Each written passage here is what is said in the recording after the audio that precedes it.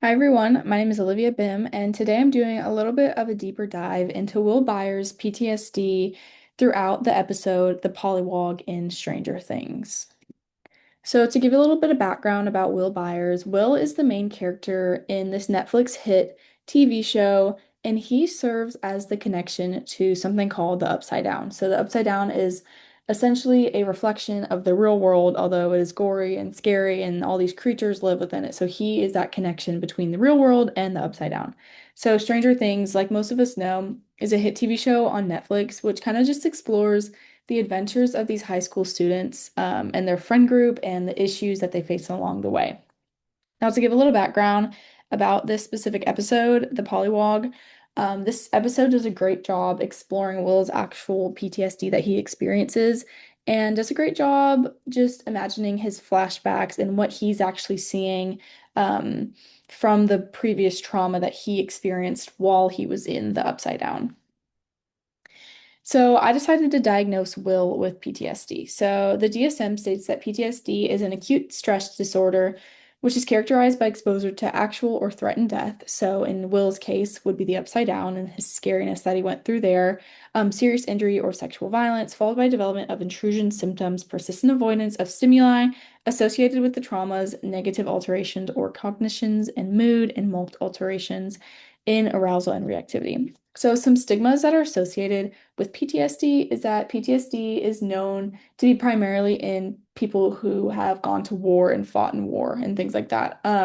Although that's not true for many cases, there are many cases like that, although there are many people who have experienced trauma that does not have to do with war and things like that.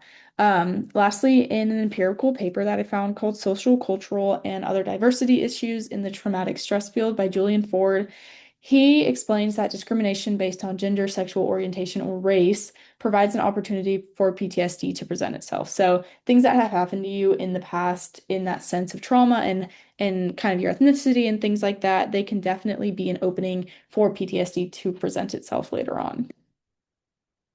Now, evidence from the actual episode, Will experiences flashbacks whenever he was in the Upside Down.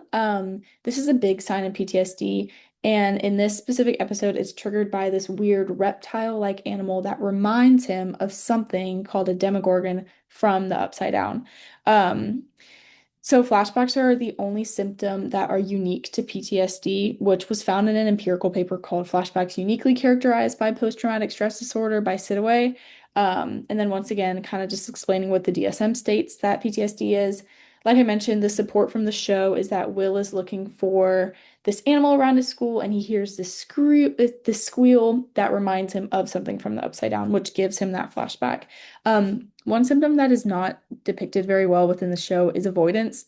Typically, people with PTSD tend to avoid talking about their feelings and what they're seeing and things like that, but Will does not have an issue with that. He talks about it with his family and his friends and is okay telling them about it. Now, my treatment plan for Will is to give him cognitive behavioral theory. I think this would be appropriate for him because since he can already kind of talk through his feelings, I think he could further gradually talk about his trauma. And it would really be helpful in guiding him through these unwanted thoughts and flashbacks that he is seeing continuously. Something that might kind of hinder this treatment plan is that his friends could potentially think this is not a feasible solution because the upside down and his connection to the upside down is technically reoccurring. It's not something that's going to stop. So I think that could be a fictional issue for him as a character. So, in a broader perspective, the film does a great job depicting Will's trauma.